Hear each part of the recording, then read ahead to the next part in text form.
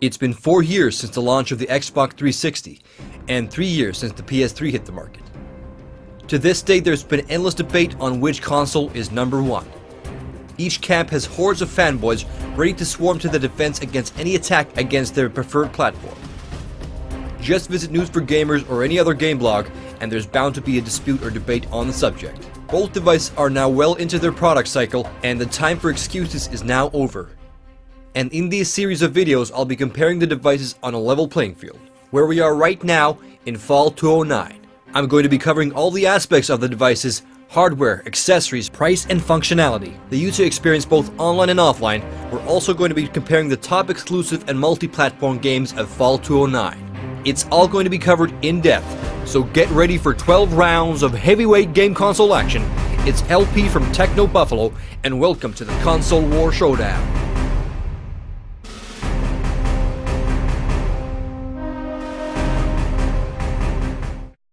So, we're going to start off this matchup with a thorough analysis and comparison of the controllers. After all, the controllers are the physical extensions that connect the machine to the man in a sense. Wow, that was deep. Anyway, game controllers have evolved quite a lot in the past 30 years, and I remember being amazed by the 8-bit Nintendo controller after having used the clunky Atari 2600 joysticks. I also remember going to school and the teachers asking me what happened to my hands after I had band-aids on my thumbs. Well, I'll tell you what happened. Super Mario Bros. Metroid happened. The concave, relatively sharp-edged buttons on the 8-bit controller really brought the gaming community together, almost like a gang sign that appeared in the form of blisters on your thumbs.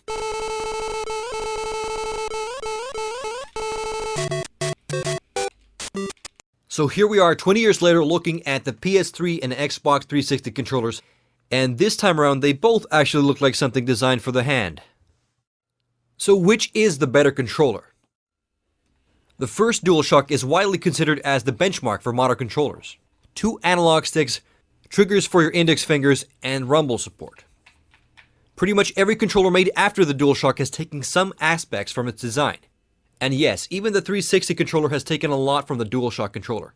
The button layout is essentially the same with the exception of analog stick placement, which was probably switched around with the regular D-pad to avoid patent infringement. Okay, let's talk about form factor. So here they are side by side, and the 360 controller is obviously a lot bulkier, and it's also quite a lot heavier than the PS3 controller. When we take a closer look at the controllers, we notice that the PS3 controller has a smooth surface, while the 360 controller has a fine texture to it. I've been using a DualShock controller since the original PlayStation days. The first DualShock was a nice fit in the hand back in the day, and the DualShock 3 also feels decent in the hand now. But after having the Xbox 360 controller in my hands, I have to admit that the DualShock 3 feels a bit tiny in the hand.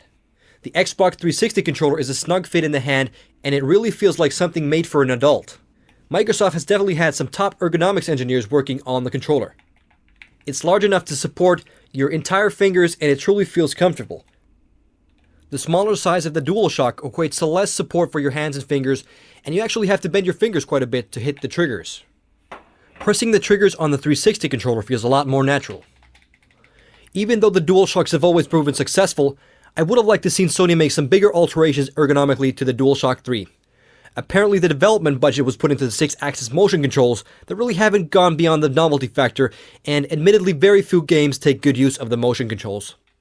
I think it would have served Sony much better if the money invested in copying Nintendo would have been put in actually improving the form factor of the controller itself.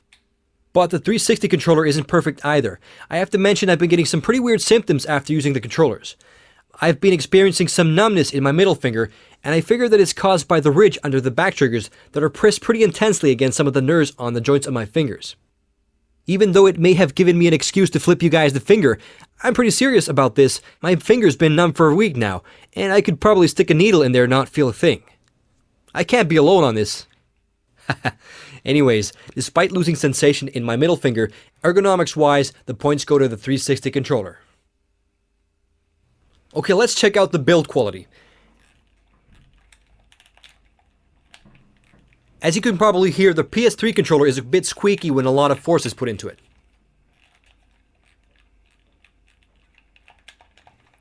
Even though squeezing the controller may make it squeak a bit, the buttons with the exception of the back triggers feel very solid, and the DualShock 3 can definitely handle years of use.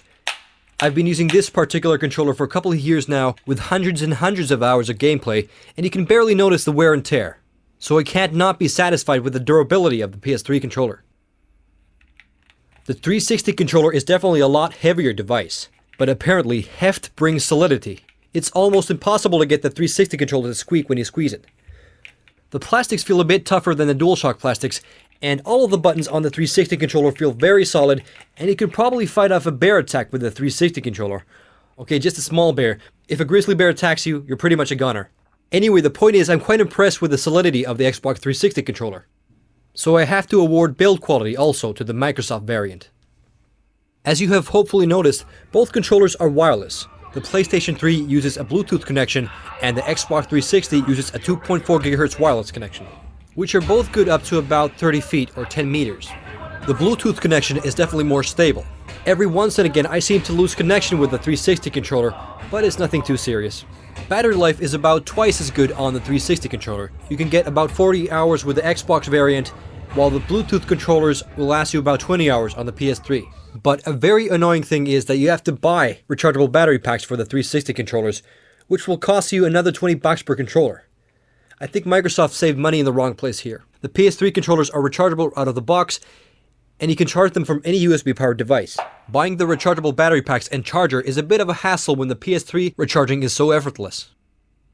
Let's check out how the controller's buttons and layout translate into actual gameplay. The 360 controller's left analog stick and D-pad placement are different, but other than that, the layout is pretty much the same.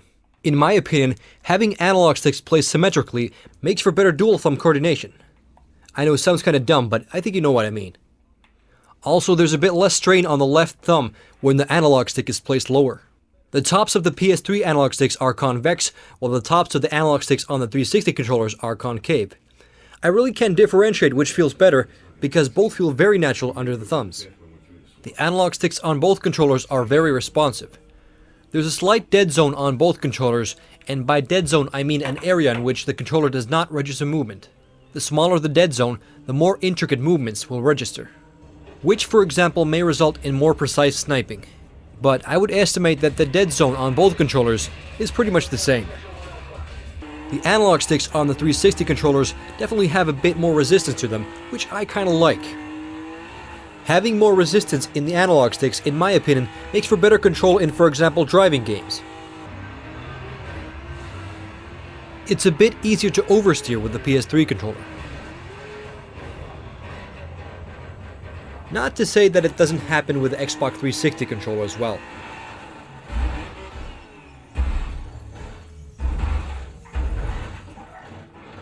I need to get me one of them Logitech G27 racing wheels, which actually cost more than my current car. Sad, I know. The PS3 analog sticks are definitely a bit looser, which actually may translate into faster movement in, for example, first-person shooters.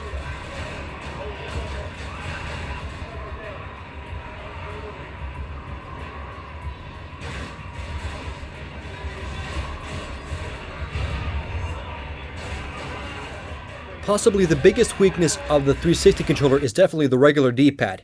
In my opinion, it pretty much sucks. You notice this immediately when navigating the dashboard or typing text. It's simply put not very accurate. It's too easy to accidentally hit the upper left when you're simply trying to press up. It really doesn't work too great in Xbox arcade games where it's actually most needed. The D-pad solution on the PS3 controllers is definitely a lot more accurate, fast, and responsive. Also, one thing I have to mention is that the A and B, X and Y, and the D-pad buttons on the Xbox 360 controllers are made out of a glossy plastic that makes them feel a bit sticky at times, while the texture on the PS3 buttons feels a bit, well, not sticky. The triggers on the PS3 controller are definitely one of its weak points. The L2 and R2 triggers in the back bend down convexly, which can cause slippage, while they should be concave like the triggers on the 360. Setting down the PS3 controller on a table will sometimes result in an unintentional trigger press, which can, for example, enable rewinding when watching a movie, and can really spoil the moment, depending on the movie, of course. The 360 controller triggers are backed by a ridge that prevents this issue. And the 360 controller triggers truly do feel a lot more like actual triggers, which may add a little something to first-person shooters. I also have to mention, when for example shooting up the neighborhood in Call of Duty, the vibration translates nicely into the triggers themselves on the 360 controller, which adds to the effect of shooting a gun. So the triggers are definitely better on the 360.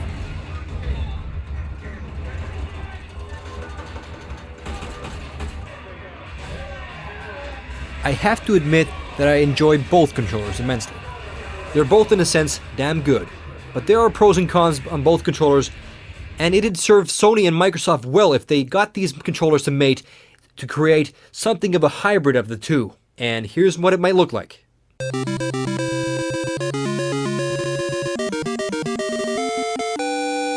Anyways, despite losing sensation in my middle finger, I do have to reward the first round of this battle to the Xbox 360.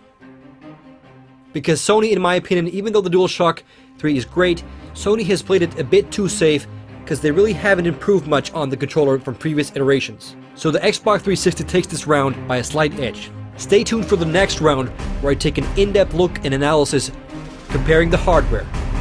This is LP from Techno Buffalo, signing out.